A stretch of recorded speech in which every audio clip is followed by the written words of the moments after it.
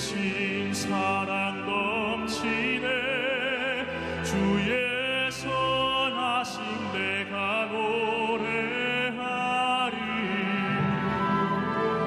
수많은 이유로 나 노래해.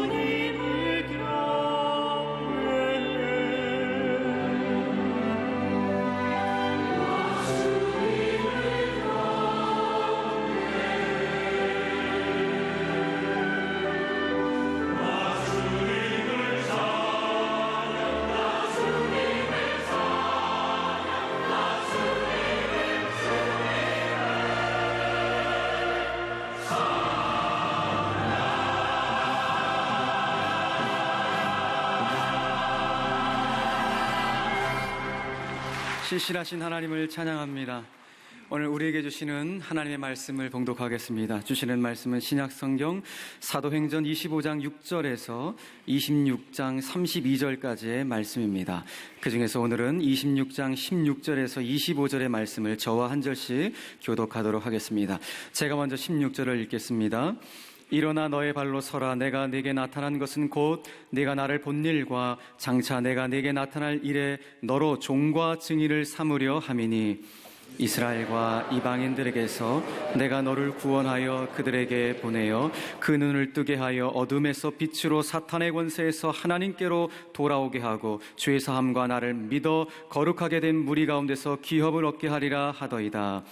아그리빠 왕이여, 그러므로 하늘에서 보이신 것을 내가 거스르지 아니하고 먼저 다메섹과 예루살렘에 있는 사람과 유대 온 땅과 이방인에까지 회개하고 하나님께로 돌아와서 회개에 합당한 일을 하라 전하므로 유대인들이 성전에서 나를 잡아 죽이고자 하였으나 하나님의 도우심을 받아 내가 오늘까지 서서 높고 낮은 사람 앞에서 증언하는 것은 선지자들과 모세가 반드시 되리라고 말한 것밖에 없으니 곧 그리스도가 고난을 받으실 것과 죽은 자 가운데서 먼저 다시 살아나사 이스라엘과 이방인들에게 빛을 전하시리라 함이니이다 하니라.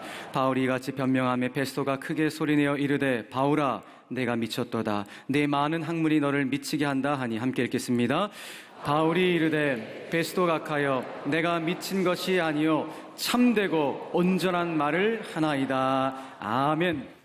할렐루야. 신실하신 주님을 찬양합니다.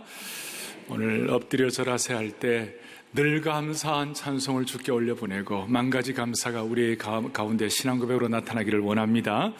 저는 오늘 예배 드리면서 주님 앞에 그런 소원을 했습니다. 주님, 오늘 예배가 우리 성도들에게, 예배 참석한 모든 성도들에게 육신적으로 또 정서적으로 영적으로 최고의 정점이 되게 하여 주옵소서. 영적인 면에서 질적인 면에서 최고의 컨디션을 갖게 하여 주시옵소서. 시편 84편 10절에 오면 시편 기자는 뭐라고 얘기하느냐 하면 주의 전에서의, 주의 궁정에서, 주의 전에서 하나님 앞에서의 한 날이 다른 곳에서 몇 날보다 나은즉 천날보다 나은즉, 이 마음이 있으니까 세상의 어떤 화려한 것보다도 내 하나님 성전에 문지기로 있는 것이 좋겠습니다.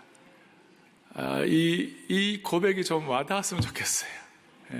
내 하나님 성전에 문지기로 있는 것이 좋사오니 영적인 은혜가 너무 귀하니까 오늘 말로서가 아니라 특별히 멀리서 오신 분들 최선을 다해서 오셨으니까 오늘 안타까운 주님의 심정을 깨닫고 돌아가기를 바랍니다. 오늘 말씀의 제목은 하늘이 보이신 것을 거스르지 말라. 그리고 부제는 예수님을 위하여 참되고 온전하게 미치십시다, 그런 거예요. 그래서 오늘 26장 19절의 요절인데요, 26장 19절에 뭐라고 나와 있느냐면 아그리빠 왕이여, 그러므로 하늘에서 보이신 것을 내가 거스르지 아니하고, 이렇게 나와요. 하늘에서 보이신 것을 내가 거스르지 아니하고. 그리고 26장 24절에 바울이 같이 변명하되 베스도가 크게 소리내어 이르되 바울아 너가 미쳤도다. 너 학문이 너를 미치게 한다. 그러니 26절에 바울이 이르되 베스도 각하여 내가 미친 것이 아니요 참되고 온전한 말을 하나이다. 그래서 오늘 두 구절, 하늘이 보이신 것, 참되고 온전하게 미치는 것. 미친다는 말이 좀 과격한 말이에요. 그래서 오늘 설교가 좀 과격할 겁니다. 좀 레디카더라도 여러분들이 좀 양해를 하시고, 이 미친다는 말이 뭐 세상에 미치는 이런 개념이 아니라 예수님 안에서 올바로 정신이 반짝 들었다, 그런 뜻이에요. 그러니 참되고 온전한 메드폴, 하여튼 참되고 온전하게 이 정신이 주님 앞에 집중되는 거, 그렇게 되면 좋겠어요. 그 본문에 26장 19절에 하늘이 보이신 것이란 말이 있는데, 이 보이신 것, 하늘이 보이신 것, 이것을 헬라 원어로서는 옵타시아 그렇게 하고 있어요. 옵타시아라고 그러고, 영어 성경에서는 heavenly vision, 하나님의 비전, 하늘에서 보이신 것, 하나님의 비전이라고 설명하고 있습니다. 그리고 하늘이 보이신 것, 옵타시아, 하늘의 비전, 그러니까 우라노스 옵타시아, 하늘이 보이신 비전, 하늘이 보이신 것, 이것이 얼마나 귀하길래 19절 뒤에 내가 거스르지 않았다. 거스르지 않았다. 부정을 두 번 쓰는 거예요. 이중 부정은 강한 긍정이다, 이런 뜻이고, 거스르지 않았다는 말은 조금 더 깊이 들어가면 내가 설득을 당했다, 주님께 설득을 당했다, 그 뜻이고, 그 다음에 주님의 설득을 당했다는 그 뜻은 주님이 나를 설득하도록 나를 비웠다, 이런 뜻이에요. 자, 주님께 설득당했다. 오늘 저나 우리 성도들 이 예배를 통하여 주님께 설득당하는 은혜가 있기를 바랍니다. 주님께 설득당했다는 말은 다른 말로 하면 주님께 설득당하도록 나의 마음을 비웠다는 뜻이고, 이걸 좀 더 깊이 들어가면 주님의 심정을 깨달았다, 이렇게 말할 수 있습니다. 제가 주님의 심정에 대해서는 한 번씩 자주 강조하는 이유가 있습니다. 왜냐하면 여러분, 신앙 갖는다고 해서, 예수 믿는다고 해서 다 예수 믿는 사람이 아니에요. 신앙 가진 사람들 가운데 예수 믿는다고 하면서도 엉터리들 많아요. 그러니까 예수 믿는다는 것은 성경을 믿어야 돼요. 맞습니까? 예수 믿는다고 하면서도 성경 안 믿는 사람들 많아요. 성경에 나오는 기적도 안 믿고 성경에 나오는 것을 자기 나름대로 자기의 어떤 프레임 속에 넣어놓고 믿는 사람들이 많아요. 그것은 제대로 된 그리스도인이라고 말할 수 없죠. 또 성경을 믿는 것이 너무 소중하지만 성경 믿는다고 하면서도 예수님 제대로 안 믿는 사람 많아요. 신앙 제대로 엉터리가 많아요. 성경 믿는다고 하면서도 참 남에게 못할 짓하고 나 머리 없게 해꾸지하고 예수 믿는 사람들 가운데 그런 사람들이 있어요. 그거 잘못된 것이에요. 성경을 믿어야 하지만 성경 안에서도 주님의 심정이 무엇인가, 주님이 어떤 심정을 갖고 있는가, 주님의 안타까운 심정이 무엇인가. 물론 성경 안에 주님의 안타까운 심정은 십자가의 도이고 십자가의 도가 생명의 역사입니다마는 하여튼 성경을 믿어야 되고 예수님의 심정을 깨달아야 된다는 것이에요. 그래서 오늘도 이 말씀을 통하여 이 귀한 시간에 우리의 신앙과 삶의 영적인 질적인 최고의 컨디션이 되기 위하여 주님의 심정을 깨닫는 은혜가 있기를 바라는 것이에요.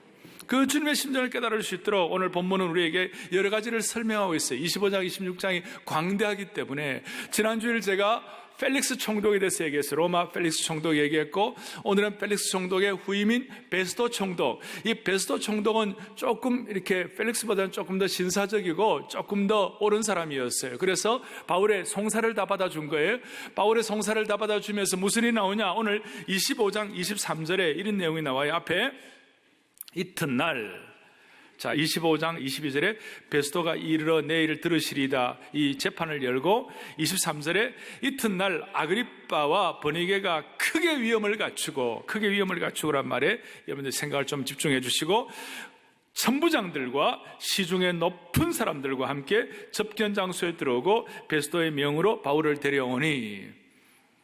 오늘 이 내용은 그 큰 왕궁의 홀에서 말이죠, 바울이 초라한 죄수로 죄수복을 입고 수갑을 차고 죄수복을 입고 거기에 서 있고 재판장 앞에 서 있고, 그 다음에는 왕실의 왕과 유대의 왕 아그리빠와 그 부인 베니게와 그들의 보라색 왕실복을 위엄을 갖추고 온갖 보석으로 치장을 하고, 다음 베스도 총독은 로마 총독의 토가를 입고 빨간 토가를 입고 참 위엄을 갖추고 거기에 가장 높은 사람들과 천부장들과 높은 고위 관료들이 쫙 서가지고 또 앉아서 바울을 지시하고 내려보고 있어요. 바울은 초라한 제수복을 입고 있어요.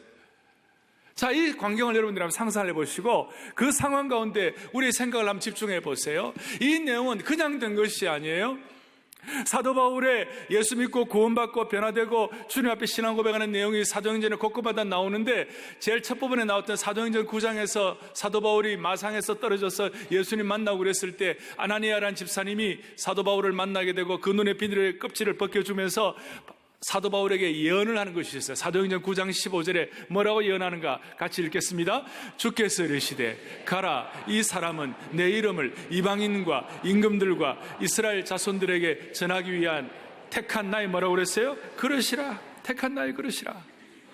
이방인들과 임금들과 이스라엘 자손들에게 전하기 위하여 택한 나의 그릇이라. 오늘 그 예언의 말씀이 그대로 전몽이 되고 그대로 현장으로 확인되는 시간이에요. 하나님께서, 그러니까 저것은 사도 바울에게 보여주신 하늘의 시각, 하늘이 보여준 것이에요. 그걸 오늘 이 시간 그 상황 가운데 겉의 모습을 볼 때는 바울은 초라한 죄수처럼 되어 있었지만 사실은 저 말씀이 응해지는 그런 현장이 될 수가 있었다는 것이에요. 사랑하는 여러분, 오늘 5년, 10년, 20년 주님 앞에 사명받고 기도하고 간절히 메어달린 것 가운데서 하나님께서 가장 하나님의 타이밍 맞는 시간에 오늘 이와 같은 현장을 허락해 주시면 좋겠어요. 겉으로 볼 때는 초라했어요. 그렇지만 예언의 성취의 장소였어요. 다시 한번요, 거기에 위엄을 갖추고라는 말이 있어요. 위엄을 갖추고. 왕이 머리에 멜류관을 쓰고 화려한 옷을 입고 위엄을 갖췄어요. 번쩍이는 금은 보화로 온몸을 치장하고, 위엄을 갖추고라는 말이 판타지아라는 원어인데 거기에 헬라의 거기서 판타지, 환상 같은 게 나오는 것이 환상처럼. 그러면서 바울이 이제 쭉 설명을 하는 것이, 하늘이 내게 보이신 것이 있다. 하늘이 내게 보이신 것이 있다. 그러면서 19절, 다시 한번 26장 19절로 돌아갑니다. 하늘이 내게 보이신 것이 있을 때, 그걸 내가 거스리지 않았다. 그러면 하늘이 내게 보이신 것이 무엇일까? 그것은 바로 20절에 먼저 다메섹과 예루살렘에 있는 사람과 유대 온 땅과 이방인에게까지 회개하고 하나님께로 돌아와서 회개에 합당한 일을 하라 전함으로. 하늘이 보이신 것이 예루살렘과 유대와 그리고 이방인들과 온 지역에 있는 사람들에게 생명의 복음을 전하라는 것이에요. 이걸 우리는 지금 익숙하게 알고 있지만 당시의 유대인의 입장에서는 이건 충격과 좌절이었어요. 왜?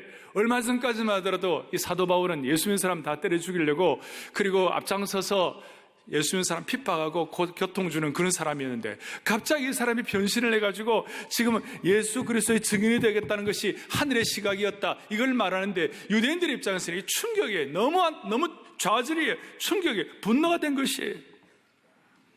참으로 분통 터지고 절망스러운 일이었어요.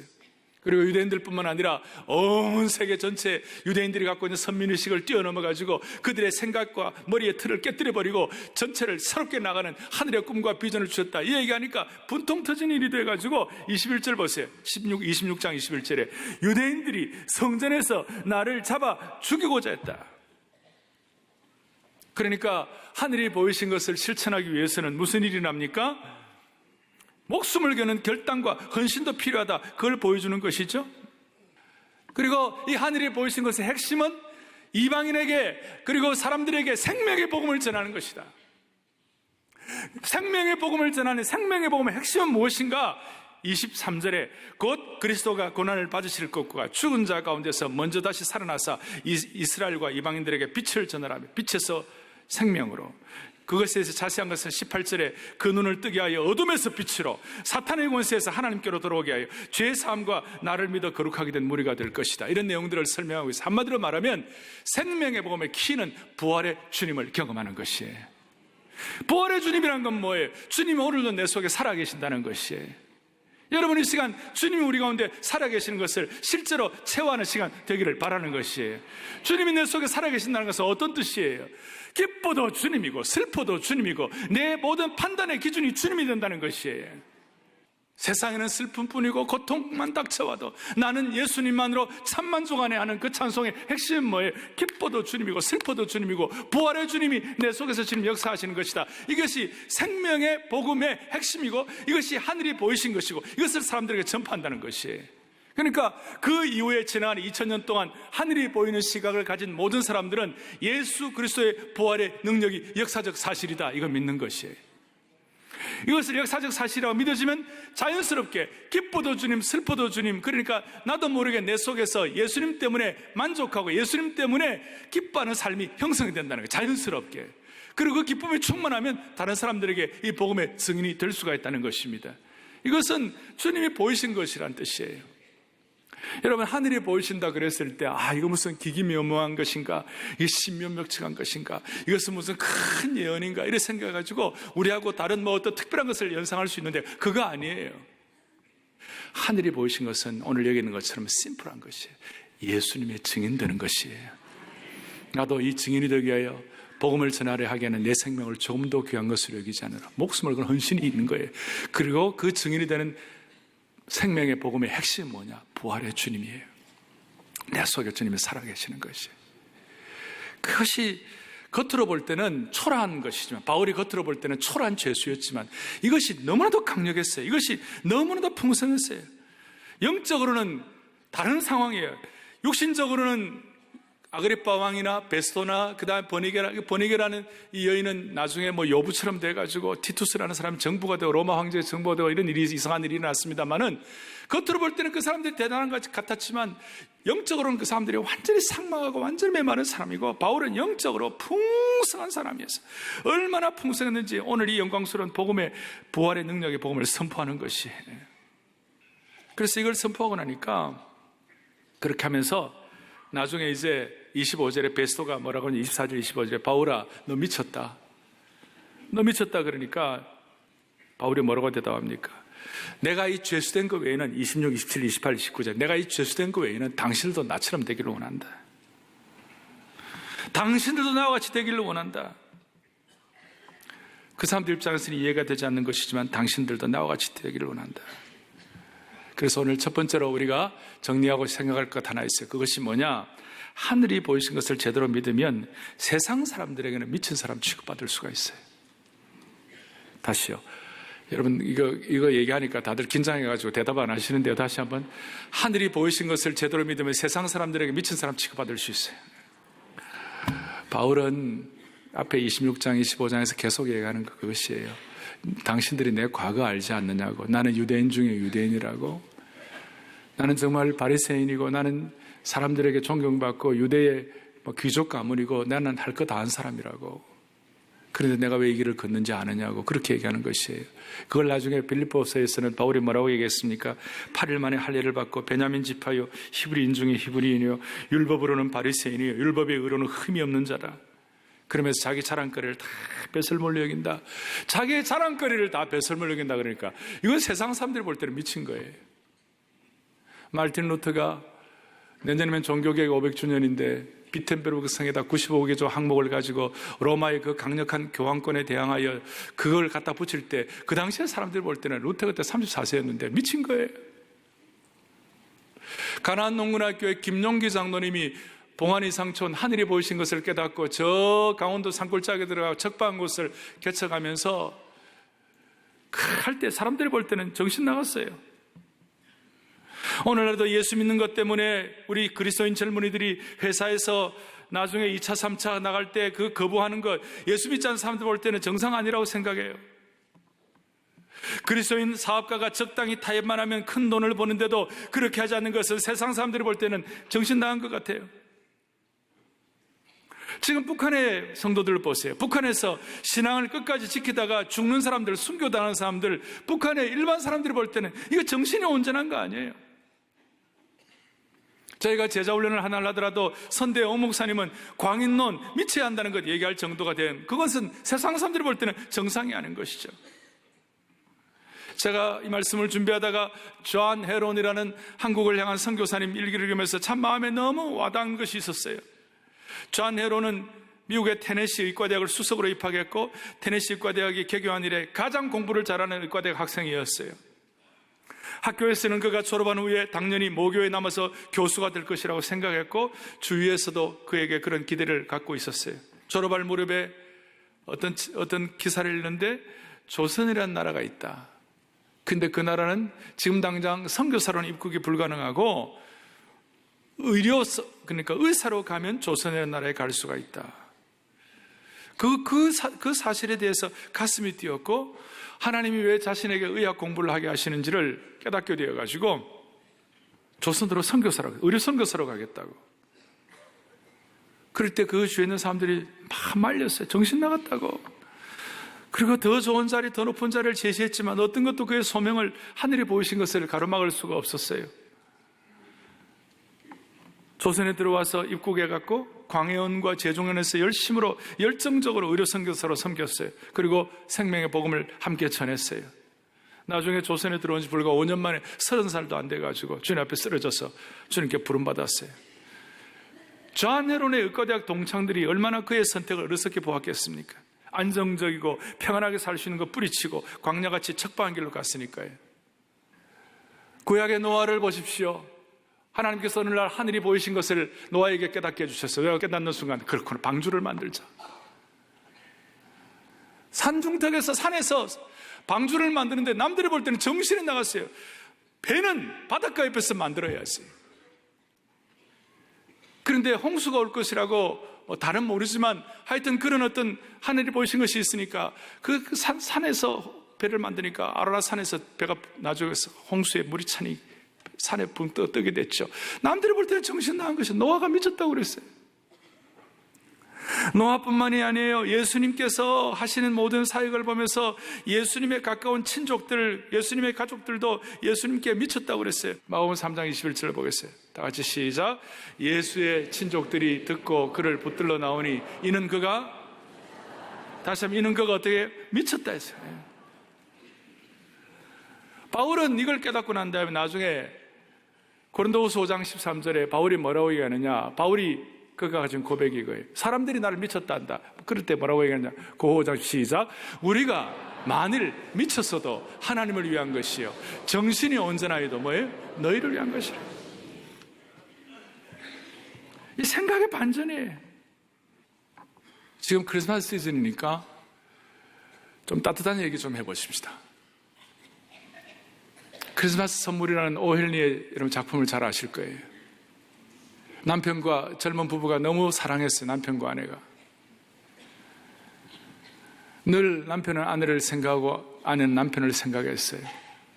아내가 남편을 생각할 때 우리 남편이 갖고 있는 시계 참 좋은데 저 시계 좀 이렇게 제대로 이렇게 다 할 수 있도록 시계줄이 이번 성탄에 좀 시계줄을 선물하면 좋겠다. 그 생각을 했고, 남편은 늘 아내를 생각하는 아내의 머리깔이 비단결처럼 이렇게 아름다운 탐스러운 머리결이었어요.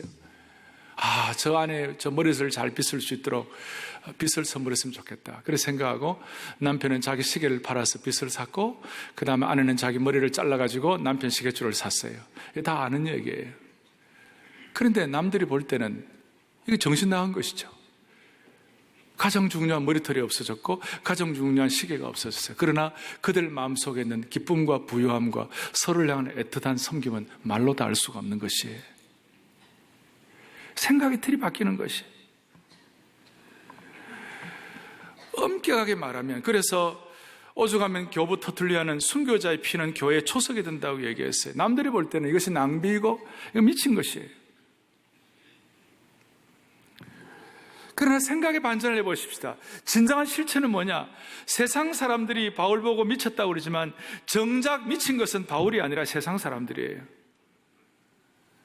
공산주의자들이 하나님 믿는 사람들마다 다 예수 믿는 사람 미쳤다고 하지만 과거의 소련의 공산정부나 북한은 예수 믿는 사람들을 고문하고 약물 투여하고 사람들 죽이는 것이 이거야말로 미친 거 아닙니까? 지구 한편에서는 굶어 죽는 사람들이 많이 있고 고통당한 사람들 많이 있는데 우리가 일정한 기준을 넘어서서 너무 사치하게 살고 너무 럭셔리하게 산 거, 그거 사실 미친 거 아니에요? 제가 오늘 설교 좀 과격하다고 얘기했습니다. 누가 제정신이에요? 누가 미친 거예요? 세상 사람들은 눈에 보이는 걸 가지고 판단하니까 예수 믿는 사람들이 이 주님의 복음을 위하여 헌신하는 것이 미친 것처럼 보이지만, 우리는 눈에 보이는 것 갖고 판단하는 사람이 아니라 눈에 보이지 않는 영적 세계를 가지고 영적인 온전한 정신을 가지고 판단하는 것이기 때문에 세상 사람들이 볼 때 미쳤대도 상관이 없는 것이에요. 고린도서 4장 18절을 보겠어요. 고우 4장 18절 같이 봅니다. 우리가 주목하는 것은 보이는 것이 아니에요. 보이지 않는 것이니 보이는 것은 그렇습니다. 보이지 않는 것은 영원하다는 것이에요. 저것이 바로 하늘의 시각인 것이에요. 하늘의 시각이에요. 사랑하는 성도 여러분, 하늘이 보이신 것을 소유한 하늘의 시각을 우리 모두에게 주시기를 바랍니다. 세상적인 시각으로 보면 하늘의 시각이 비정상적으로 보일 수가 있습니다. 세상적으로 돈에 미친 사람들이 있습니다. 어떤 사람 명예에 미친 사람이 있습니다. 심지어 젊은이들과 육신의 정욕에 미친 사람도 있습니다. 식욕과 탐욕 등 요즘 먹방에 미친 사람들이 있습니다. 그런데 제대로 미치기 위해서는 하늘이 보이신 것에 대한 시각이 열려야 되는 것이에요. 그러니까 이 시간 제대로 미치기 위하여 두 가지 우리가 물음을 가져요. 첫째는 누구를 위해 미칠 것인가? 무엇을 위해 미칠 것인가? 미치는 삶의 경계가 있는 것이에요. 바운더리가 있어요. 우리는 참되고 온전하게 미치기 위해서는 첫째, 주 안에서 미쳐야 되고, 둘째, 주를 위하여 미쳐야 되고, 셋째, 주님 때문에 미치는 것이에요. 이것이 바울이 나중에 고백한 것, 이것이 만세전부터 감추어진 것이고, 이것이 예수 믿는 사람들에게는 참된 비밀이라고 그랬어요. 바울이 골로새서 1장 26절, 27절에 놀랍게 고백하고 있습니다. 봅니다. 이 비밀은 만세와 만대로부터 감추어졌던 것인데 이제는 그의 성도들한테, 27절 다 함께, 하나님이 그들로 하여금 이 비밀의 영광이 이방인 가운데 얼마나 풍성한지를 알게 하려 하심이라 해서 이 비밀은 너희 안에 계신 그리스도이시니 곧 영광의 소망이니라. 아멘. 저랑 따라해 주시죠. 이 비밀은 우리 안에 계신 그리스도이시다. 여러분, 이것이 부활신앙인 줄로 확신합니다. 이것이 비밀인 것입니다. 여기에 영광스러운 눈이 열리는 것입니다. 하늘의 시각으로 눈이 열리는 그 순간 세상 사람들이 볼 때는 참되고 온전하게 미치는 것이에요. 그래서 여러분, 오늘 예배, 우리가 이 영광스러운 예배를 드리고 컨디션의 피크가 되기를 원하고 영적으로 질적으로 최선의 수준이 되기를 원하는데요, 오늘 딱 마음에 정리하고 가셔야 할 것이 있어요. 그것이 뭐냐? 내가 예수님 안에서 참되고 온전하게 제대로 미쳤는지 안 미쳤는지를 평가하는 기준이 있어요. 오늘 이 기준을 마음에 딱 담고 가셔야. 첫 번째, 예수님 안에서 참되고 온전하게 미치면 첫 번째, 절대로 환경의 영향을 받지 않는 것이에요. 사람이니 어떻게 환경의 영향을 안 받겠어요? 일시적으로 영향을 받을 수 있어요. 그러나 궁극적으로는 예수 믿는 사람들은 항상 하늘의 시각을 가지고 하늘을 바라보기 때문에 우리의 시각과 우리의 판단 기준은 항상 천국적이고 하늘 시각적이고 감사가 넘치기 때문에 우리에게는 환경의 영향을 받지 않는 거예요. 그걸 불평하지 않는 거예요. 없는 것 불평하지 아니하고 하늘에서 받을 것을 기대하며 감사하고 사는 것이에요. 이것이 그릇 준비예요. 제가 그렇게도 강조한 1만 가지 감사를 주님 앞에 드릴 수가 있는 것입니다. 내가 온전하고 참되게 미쳤는지 안 미쳤는지를 확인할 첫 번째, 환경에 영향받지 않는다. 목사님, 말씀이 쉬울지 모르겠지만 실제로 한번 당해보세요. 당해도 어쩔 수 없어요. 환경에 영향받지 않는 것이에요. 그걸 원칙이에요. 아시겠습니까? 주를 위하여 주님 안에서 참되고 온전하게 미치면 그런 거예요. 두 번째로는 사람에게 영향받지 않아요. 우리가 사람과의 사이를 살으니까 사람에게 영향을 받을 수밖에 없는 삶이에요. 사람들의 영향을 받아요. 어쩔 수 없어요. 그렇지만 궁극적으로는 우리는 사람들에게 영향받지 않는 것이에요. 원칙이 그렇다는 것이 있어요. 여러분들을 힘들게 하고 괴롭히고 고통스럽게 하고 또 여러분들이 사람과의 사이에 상처를 받는다 하더라도 결코 포기의 무릎을 꿇지를 않을 수 있는 것이에요. 환경, 사람이에요. 세 번째는 중요한 것이에요. 나이에 절대 영향받지 않아요. 나이가 들어도 육신의 나이, 육신의 피지컬 나이는 들을 수 있습니다만은 우리의 영은 늙지 않는 거예요. 늙는 대신에, 육신의 나이가 늙는 대신에 우리는 성숙해지는 것이에요. 늙는 대신에 성숙해지는 거예요. 비전에 관해서는, 하늘의 시각에 관해서는 점점 더 젊어지는 것이에요. 바울은 다메섹 도상에서 주님을 처음 만났을 때나 지금 세상에 권력 잡혀 서가지고 재판받을 때나 항상 동일하게 하나님의 시각, 하늘의 시각을 갖고 있었던 것이에요. 이것이 오늘 사도행전 26장에 우리에게 주시는 중요한 키포인트예요. 사랑하는 여러분, 오늘 여기에는 젊은 분도 많고 연세 드신 분도 많아요. 젊은 분들은 젊은 분들은 마음의 정신을 차려야 돼요. 아까 말한 대로 말틴 루터가 남들이 볼 때는 정신 나가게 그렇게 한 것도 34세였고, 요한 켈빈 선생님이 기독교 강조라는 이 전대미문의 기독교 역사의 위대한 책을 썼을 때도 26세였어요. 20, 30대에 일을 해야 돼요. 20, 30대에 일을 해야 돼요. 20, 30대 강력하게 일할 수 있어요. 하늘의 시각을 가지고 접목할 수 있어요. 마찬가지로 연세 드신 어른들, 70대, 80대 어른들이라도 하늘의 영광에, 하늘의 시각에, 비전에 눈이 열리면 늙어도 늙지 않는 것이에요. 하늘의 시각을 갖는 것이고 늙어도 성숙해지는 것이에요. 여러분, 나이 드시는데 어린애처럼 되면 안 되는 이유가 바로 여기에 있는 것입니다. 비전에 관해서는 더욱 젊어지는 우리 교회 포에버 되기를 원하는 것이에요. 그 다음에 네 번째는 시간과 장소에 영향을 받지 않아요. 중도와 차가 없어요. 넘어져도 다시 오뚜기처럼 일어나는 것이에요. 오죽하면 잠언 24장에 있는 것처럼 7번 넘어져 다시 일어나는 7.8개의 영적인 폐기와 기백을 갖춘 사람 될 수 있는 것이에요. 정리하면 주 안에서 미친 자는, 참되고 온전하게 미친 자는 세상 사람들의 눈에는 미련하게 보일 것입니다. 그렇지만 사도 바울이 자기의 겉의 초라한 모습 때문에 스트레스 받지 않았어요. 우울증에 걸리지 않았어요. 겉으로 자기의 초라한 모습 때문에 화병 걸리지 않았어요. 분통을 터뜨리며 화병에 걸리지 않았어요. 억울해서 정의의 목소리를 외치지도 않았어요. 자신에게 없는 것을 바라보지도 않았어요. 자신이 소유한 것을 바라보았어요. 그것이 바로 하늘이 보이신 것, 하늘이 내게 주신 비전이었어요.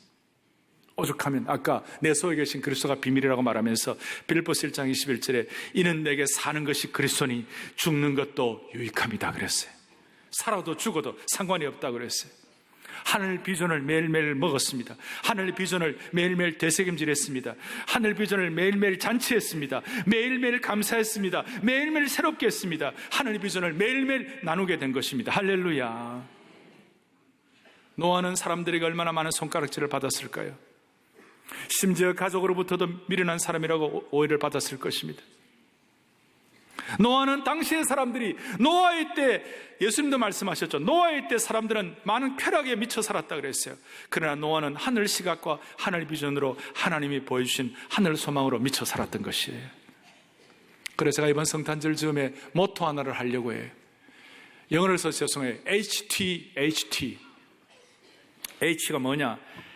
Help for today. 오늘의 주님의 도우심을 통하여 hope for tomorrow. Help for today. Hope for tomorrow. HT. IT 기업의 약자 이름이 아닙니다. 오늘의 주님의 도우심 때문에 하늘의 시각을 가지고 내일의 소망을 갖는 우리 성도들 되었으면 좋겠어요. 그러면 우리의 삶에 하나님께서 오늘 나를 도우시고 내가 하늘에 대한 소망을 가지고 하늘의 시각을 갖고 오늘 부활의 주님이 내 속에 살아계시나 증거를 가져야 될 거 아니에요. 현장 속에서 증거를 가져야 될 거 아니에요. 그 증거가 뭘까요?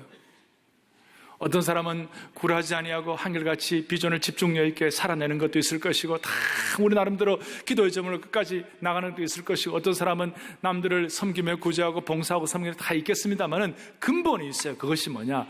주님이 내 속에 살아계시는 부활의 증거가 뭐냐? 주님의 말씀이 내 속에 살아있는 것이에요.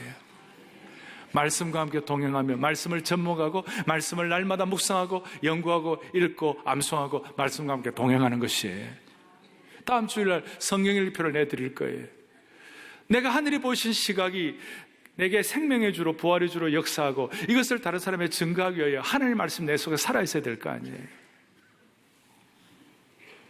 저희 목회적 스승 가운데 한 분 박이천 목사님이 계세요. 제가 한 번씩 말씀드렸어요. 박 목사님이 내일이 구순 예배예요. 90세가 되셨어요. 내일 제가 설교를 합니다. 구순 예배 무슨 설교를 할까? 제가 지금도 고민하고 있어요. 아직까지 제가 감이 다 안 잡혔어요. 그런데 한 가지 내가 아는 것이 있어요. 박 목사님은 하나님의 말씀을 평생 읽으면서 불꽃같이 사셨어요. 이번에 1946년도에 최원초 목사님이라는 분에게 은혜를 받았어요. 그래서 그분이 처음 예수 믿을 때 너는 평생 하나님의 말씀, 본문을, 성경을 많이 읽고 많이 읽어라. 그것을 평생 모토로 삼았어요. 하늘이 보이신 것이었어요. 박 목사님 입장에서는. 최원초 목사님이라는 분은 어떤 분이셨는가? 성경을 많이 읽었는데요. 그분은 늘 내게 박 목사님이 빌립보서를 3,000번밖에 안 읽은 분이에요. 그리고 요한계시록을 1만 번밖에 안 읽은 거래요. 요한계시록을 다 외우신 분이에요. 새벽기도 마치면 하루에 요한계시록을 한번 싹 다 암송하고 하루를 시작하시는 분이세요. 너는 성경을 한없이 읽어라. 그 도전을 받고 박 목사님은 1950년 1월 1일부터 지금까지 성경 읽어나가는 것과 함께 그 다음에 매일 시편 5편, 5편. 시편은 아픔과 상처와 고통과 절망 중에 위로와 용기와 능력과 힘을 주기 때문에 시편을 하루에 5편. 그리고 잠언은 이 세상에 살아가는 하늘의 지혜를 주니까 잠언 한 장씩. 그래서 잠언 31장까지 있고 시편은 150편이니까 매일 시편 5편, 그 다음에 잠언 한 장씩 읽으면 언제 얼마에 한 번씩 다 떼게 돼 있어요? 그러니까 한 달에 한 번씩 시편과 잠언을 다 떼는 거예요. 그래서 1950년 1월 1일부터 실천해가지고 박 목사님은 성경을 하루에 4시간씩 읽는데 읽어남과 함께 그걸 꾸준히 지켜서 지난 10월부로 732번의 시편과 잠언을 읽으셨대요. 계산하면 그래 나오잖아요. 1년에 12번 읽으니까 1950년부터 지난 10월까지 하면 732번 읽었다는 거예요. 그러면서 늘 하시는 얘기가 성경 읽기에는 한 방이 없다. 성경 읽기에는 대박이 없다. 사업은 잘만 하면 대박이 날 수도 있지만 성경 읽기는 사업과 다르다. 곱사등이 성경 읽는 것 때문에 고개를 숙여야 한다. 곱사등이 안 되겠다고 허리를 폈다가는 뒤로 벌렁 나가 자빠진다. 그래서 그분은 늘 성경 말씀이 속에 없으면 말씀이 안 나온다는 것이에요. 오늘 제가 여러분들에게 드리는 시각으로 말씀드리면 하늘 시각을 먹어야 하늘 시각이 나오는 것이에요.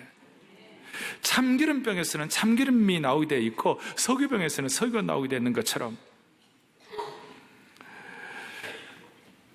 노예가 뽕잎을 먹지 않으면 명주실이 나올 수 없듯이 성경을 먹어야 성경이 나온다는 것이 은행에 예금하지 않으면 출금할 돈이 없는 거예요. 성경을 예금해 놓아야 성경을 출금할 수 있다는 거예요. 매일 성경을 가득 채우듯이 우리는 하늘 시각으로 우리의 삶에 가득 채울 때 하늘 시각으로 박희천 목사님이 하늘 시각으로 성경을 읽듯이 우리도 주님의 음성에 듣고 그 하나님의 시각을 갖기를 원하는 것이에요. 정리하겠습니다. 손에 잡히는 정리를 하겠습니다. 우리가 바울처럼 미쳤다는 참되고 온전하게 미쳤다는 뜻이 어떤 뜻일까요? 우리는 예수 믿지 않는 사람들에게 세상적으로 칭찬받아야 합니다. 좋은 일이죠. 도덕적으로나 그리고 가정을 억압하는 것이나 이 땅의 삶을 살아가면서 우리가 절제하는 것이나 이런 것들을 칭찬받아야 돼요. 그러나 한 가지 아셔야 돼요. 영적으로 보면 세상 사람들에게 이런 면에서 칭찬받는 것 말고 우리의 시각과 다른 차원에서는 세상 사람들에게 100% 칭찬만 받는다면 여러분 그거 제대로 된 그리스도인이라고 말할 수 없어요. 중요한 얘기예요. 세상 사람들에게 온통 칭찬만 받는다면 그 사람은 진짜 그리스도인이 아닐 수도 있어요. 이게 무슨 뜻인지 잘 아셔야 돼요. 우리가 칭찬 듣는 것은 세상 사람들보다 삶이 아름답고 인격이 고상하고 정의롭게 살려고 하고 가정을 잘 억하는 것에 대해 칭찬 들어야 합니다. 그러나 우리의 삶의 목표나 우리의 시각과 우리의 인생의 방향은 세상의 영에 사로잡혀 있는 사람들이 볼 때는 우리가 정상이 아니어야 되는 것이에요. 어쩌면 우리가 세상 사람들 볼 때는 미친 사람들이에요. 예수 믿는다고 하면서도 영적으로 전혀 이상한 데가 보이지 않고 세상 사람들의 눈에 항상 좋은 사람, 항상 정상적으로 보인다면 그게 문제가 있을 수 있는 것이에요. 사랑하는 교우들이요, 우리는 하늘의 시각이 있는 사람들이기 때문에 어떤 경우에는 바울처럼 죄수의 몸을 갖고 있어도 풍성하고 당당하게 부활의 주님, 생명의 주님 전하는 것 때문에 남들이 볼 때는 좌네론 같은 사람, 친구 의대학생들이 볼 때는 정신나간 것 같지만 사실은 영적으로 볼 때 그것이 풍성한 것이에요. 예수님도 빌라도 총독 앞에서 채찍질 당하시고 고통당하셨어요. 그러나 주님 당당하셨어요. 바울도 죄수의 몸으로 재판받았지만 당당했어요. 제가 이렇게 말씀드리는 이유가 있어요. 사랑하는 교회 여러분, 세상적으로가 실패할 수 있어요. 남들이 볼 때는, 동창들이 볼 때는 좀 부족할 수 있어요. 그렇지만 여러분, 남들이 비교할 때 세상적으로 모자란 게 있다 할지라도 바울처럼 죄수처럼 보여준다 할지라도 오늘 본문에 있는 것처럼 바울은 뭐라고 그랬어요? 당신들도 나같이 되기를 원한다. 나처럼 죄수 되는 것 빼고는, 나처럼 포로로 잡혀가지고 이 죄수복 입은 것 외에는 당신들도 나처럼 되기를 원한다. 무슨 뜻이에요? 오늘 21세기에 우리가 적용하기를 위하여 이 말씀을 우리 삶에 접목한다면 내가 남들 보기에 좀 실패처럼 보이고 남들에게 좀 얘기 듣는 것처럼 보이고 남들에게 좀 어려움을 당하는 것처럼 보인다 할지라도 우리의 마음속에 당당함이 있어야 되는 거예요. 뭐예요? 당신들도 나처럼 예수 믿기를 원한다 이거예요. 당신들도 나처럼 신앙생활을 하기를 원한다는 것이에요.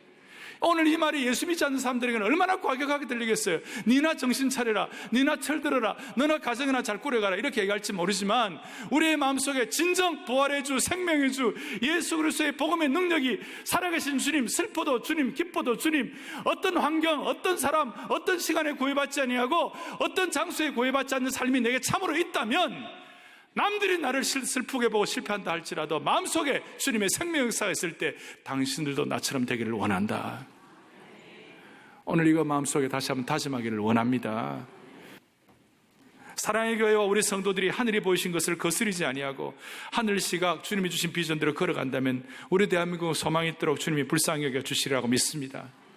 HT Help for today, Hope for tomorrow.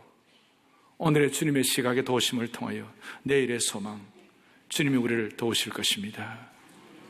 그리고 주님 한 분만으로 만족하고 주님 우리의 경계선이고 내 속에 계신 주님이 비밀이 될 수 있도록 우리의 영적인 눈을 초롱초롱하게 뜨고 시대를 섬기는 저 어려운 교우들 되기를 간절히 바랍니다. 기도하시겠습니다. 살아계신 하나님 아버지, 하늘의 시각을 통하여 영적 기백을 다시 한번 회복하는 우리 온 성도들 되게 하여 주시옵소서. 초라한 제수 바울은 이 당당함을 가지고 주눅들지 않고 왕도 총독도 자기처럼 되기를 간절히 원했던 것처럼 우리가 이 세상에서 부정한 것 많아도 우리가 갖고 있는 부활의 주님, 생명의 주님 때문에 당신도 나처럼 되기를 원한다는 거룩한 담당함이 우리 모두에 있게 하여 주시옵소서. 세상을 부러워하는 인생 되지 말게 하시고 바울 같은 마음을 회복하게 하여 주시기를 소원합니다. 오늘 우리가 뭔가 찔림이 있다면 우리가 회개하고 주님 앞에 자신을 돌이키게 하여 주시옵소서. 우리의 생명 되시고 소망 되시는 예수 그리스도를 받들어 간절히 기도 올리옵나이다. 아멘.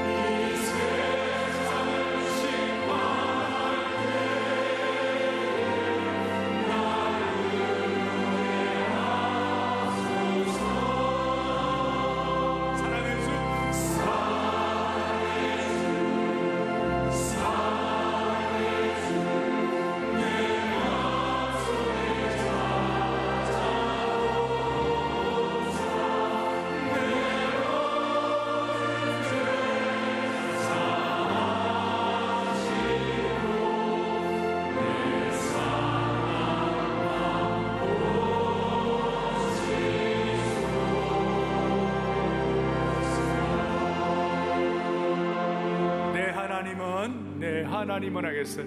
내 하나님은 그거 힘있고 능 있어 못한 하여튼 하겠습니다. 잘 안 되면 그냥 가만히 계세요. 그러면 늙는 거예요. 그러나 한번 어린아이처럼 해보시면 젊어지신 것이 아시겠죠? 여러분, 저도 해갑 지났어요. 그래도 우리 마음 순수하게 순전하게 주님 앞에 내 하나님은 시작. 내 하나님은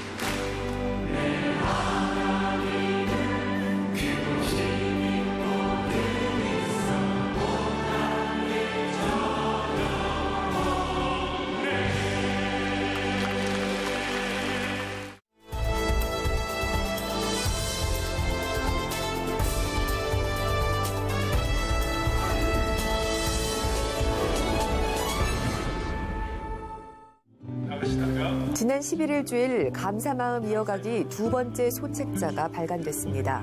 감사마음 이어가기에 사랑의 교회 성도들의 감사가 고스란히 담겼는데요. 감사 제목을 읽어보는 것만으로도 기쁨이 넘치고 감사의 은혜가 충만해집니다.